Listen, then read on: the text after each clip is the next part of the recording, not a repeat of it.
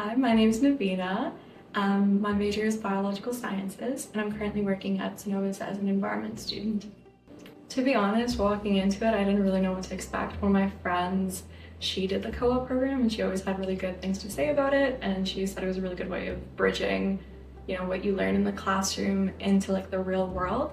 And so that kind of pushed me to go into it, and being a major in biological sciences, I knew that I wanted to work in the environmental sector. I didn't know what that meant or like what that looked like.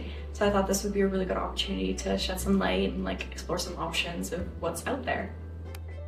So most of my day-to-day work, I would say, is supporting the environmental team.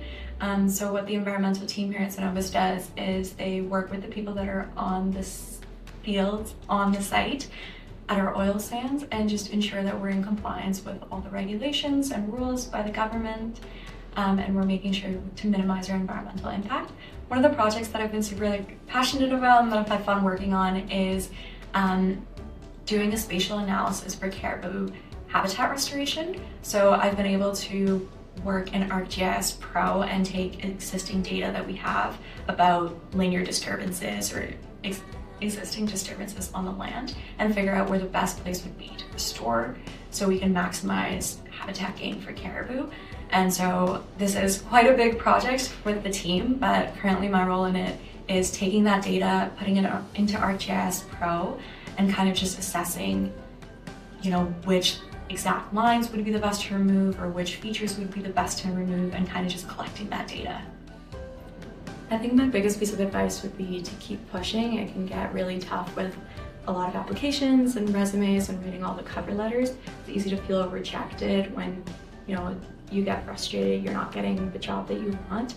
But I think in the end, it is quite a bit of a learning process. It gets you a lot more comfortable with interviewing and application, and that's just something that, you can't learn, like you have to do to learn. And I think my last piece of advice is like a bit more niche, but I think we all get really, really nervous when it comes to interviews. And we just have to remember that at the end of the day, the person that is interviewing you is just a person. And so it's good to just have a conversation. You can ask them how their day is, or, tell them about your day, make it a bit more personal. And I think that just makes the experience better for both people. One of the biggest differences about being in school and working is that when you're working, you're utilizing and applying the knowledge that you've already learned in the classroom. You also have a lot more room to explore different areas that you're passionate about or you want to learn more about in a very low stakes environment. And one of the biggest aspects about working that would differ from school is you're applying your knowledge that you've learned to real life projects and real life outcomes. So it just makes it a lot more meaningful.